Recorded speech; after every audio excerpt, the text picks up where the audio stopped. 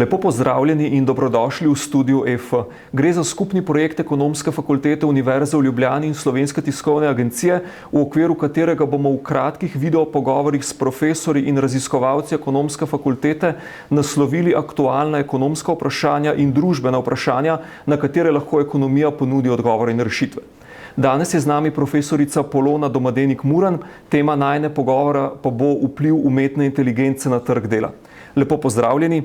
Dovolite mi, da začnem z dokaj splošnim vprašanjem, pa vendarle, ali se moramo zaposleni z vidika ohranjanja delovnih mest bati umetne inteligence? Lepo pozdravljeni tudi z moje strani.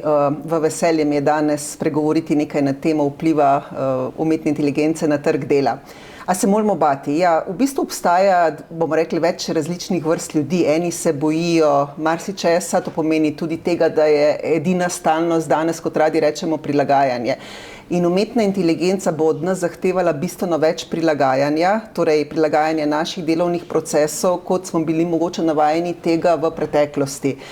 Zdaj te ocene, kako bo umetna inteligenca vplivala na trg dela, so zelo različne. Zdaj, pred nekaj časa je recimo bi bila ocena, da bo to vplivalo na nekaj 100 milijonov delovnih mest na svetu. Zdaj najnovejša ocena IMF-a, Mednarodnega denarnega sklada, govori že o 1,2 milijardi delovnih mest, ki jih bo umetna inteligenca na nek način zaznamovala. Ampak tukaj ne na način, da bomo seveda ostali brez zaposlitve, ampak da bomo določene delovne naloge opravljali s pomočjo tehnologij umetne inteligence, bili zaradi tega bolj produktivni, torej naše današnje delo opravili v krajšem času, ampak seveda bomo pa verjetno dobili nove delovne naloge in zadolžitve. Jaz nisem pesimist, oziroma tisto, kar je še pred časom, nedolgo nazaj, Elon Musk v intervjuju z Rishijem Sunakom izpostavila, dajmo se pripraviti na svet, kjer noben več ne bo delal. Jaz mislim, da smo daleč od tega, da tega naša generacija in te generacije naših otrok ne bo doživela.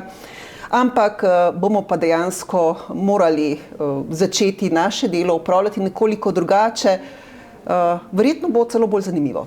Dolgo časa je v strokovnih krogih prevladovalo prepričanje, da bo umetna inteligenca bolj vplivala na delovna mesta, ki zahtevajo manj kreativnosti. Ali to še drži? Dejansko so prednosti umetne inteligence ravno v tem, da bojo na nek način nadomeščala opravila, ki zahtevajo nekoliko več kreativnosti, predvsem iz tega vidika, ker poskuša simulirati to, torej poskuša ljudem pomagati pri tem kreativnem procesu, tudi pri procesu odločanja. Torej, manj kreativnosti, bi lahko rekli, je bilo, oziroma nadomeščanje delovnih nalog, ki zahtevajo manj kreativnosti, to smo nekako videli v tako imenovani informacijski dobi.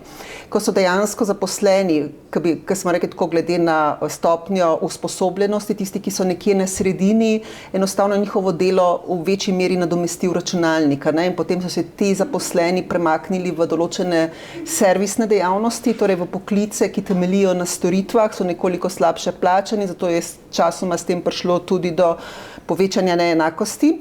Medtem ko umetna inteligenca naj bi pa v večji meri nadomestila oziroma prispevala svoj produktivnostni, bi lahko rekla, dodatek, predvsem pri bolj kreativnih poklicih.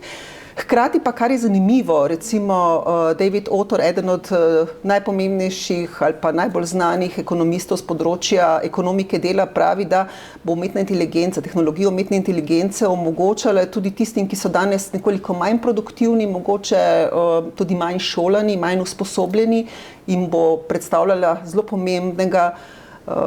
pomembno tehnologijo, ko bodo lahko konkurirali poklicem, ki so bolj ekspertni. In recimo on je to ponazoril z enim zelo zanimivim primerom, če lahko povem, medicinske sestre bojo lahko z tehnologijo umetne inteligence sprejemale podobne odločitve, ki jih lahko recimo danes sprejemajo samo zdravniki.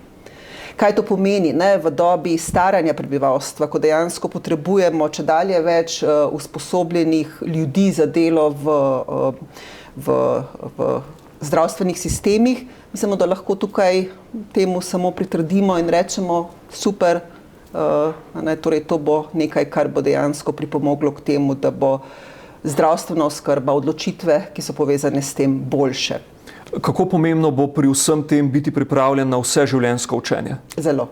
Vseživljenjsko učenje je dejansko nekaj, kar je že danes zelo pomembno, ne? In določena podjetja se s tem že zelo ukvarjajo, celo pravijo, vsaj po analizah, ki smo jih opravili, da se je vseživljenjsko učenje nekako kodirano v njihov DNK, torej spodbujajo vseživljenjsko učenje, dajo zaposlenim recimo en delovni dan na teden možnost, da si izberejo učenje po lastni presoji. Torej, če se podjetja tukaj tega zelo zavedajo, pa mislim, da se včasih posamezniki tega manj zavedajo. Predvsem tisti posamezniki, ki bi jim vseživljenjsko učenje še nekoliko bolj koristilo, to so recimo tisti, ki imajo nekoliko nižjo izobrazbeno raven, so nekoliko slabše usposobljeni oziroma so usposobljeni za določen tip dela, ki pa bo sčasoma s temi novimi tehnologijami izvenel oziroma se ne bo več potreboval v taki meri kot danes. No in pri teh posameznikih pa vidimo, da nekako še nismo našli modela, kako bi te posameznike, sploh bomo rekli v teh tako imenovanih državah blaginje, kjer imamo ta socialni sistem takšen, da če nekdo izgubi službo, potem že nekako socialna država zanj poskrbi.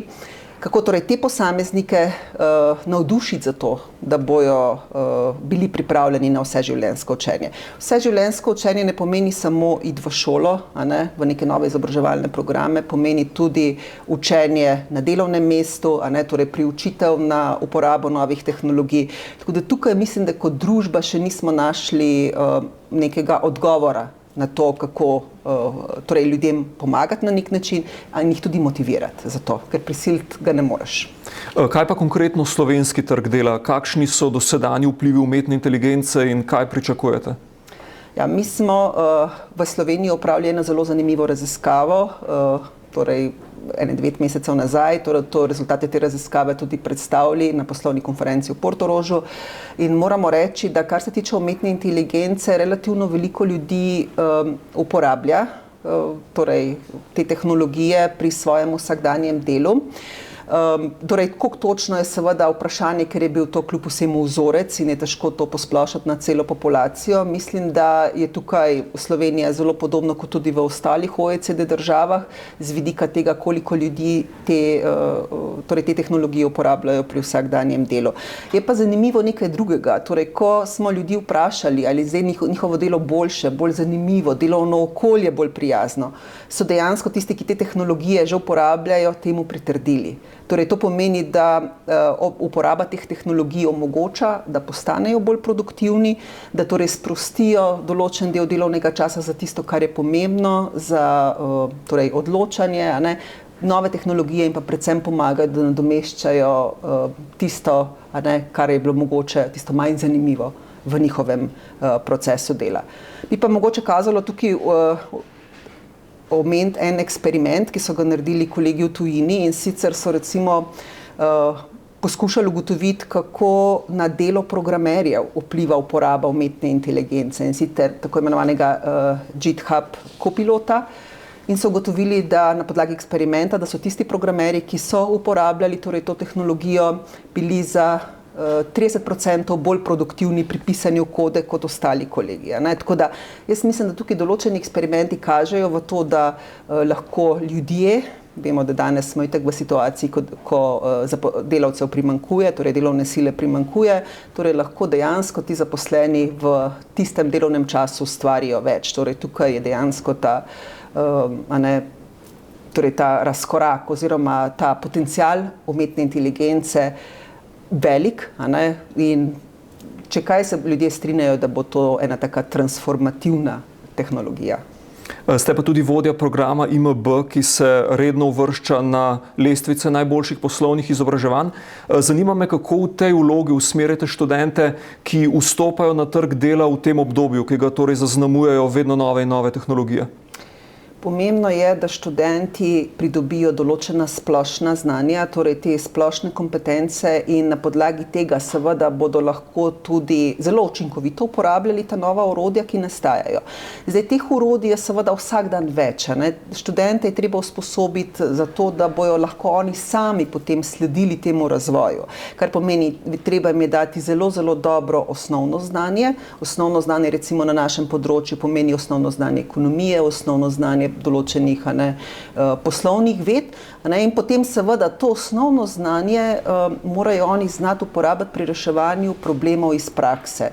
Kaj to dejansko konkretno pomeni za naš program? To že kar nekaj časa prakticiramo, in sicer, da študenti ob tem, ko morajo naštudirati, skupaj s predavatelji, torej določene vsebine, torej z teh področij, ki sem jih omenila. Potem imamo torej tudi podjetja, ki prihajajo v razred s svojimi poslovnimi izzivi, in potem študenti dejansko pri skoraj vsakem predmetu ta na novo pridobljena teoretična znanja poskušajo uporabiti pri reševanju problemov. Torej ta tako imenovan decision making, torej odločanje, torej oblikovanje rešitev. To je verjetno nekaj, kjer ti bo lahko tehnologija umetne inteligence bistveno bolj pomagale kot prej, ker dejansko so usmerjene v to, da bi pomagale posamezniku, ampak po drugi strani, pa sploh v tej stopni razvoja, ko vidimo, da velikokrat še halucinirajo, je pa zelo pomembno, da človek, ki te tehnologije uporablja, točno ve, ali lahko zaupa tistmu, kar je bilo sugerirano s strani teh tehnologij, ali je dejansko potreben še nek dodaten premislek. Torej, jaz mislim, da te tehnologije bojo za študente lahko, torej na njihovi bodoči poti, zelo uporabne, bojo pa seveda morali biti tudi del tega vseživljenjskega usposabljanja in učenja. Najlepša hvala za ta nadvse zanimiv pogovor. Hvala tudi vam, spoštovani gledalci, spremljajte nas še naprej.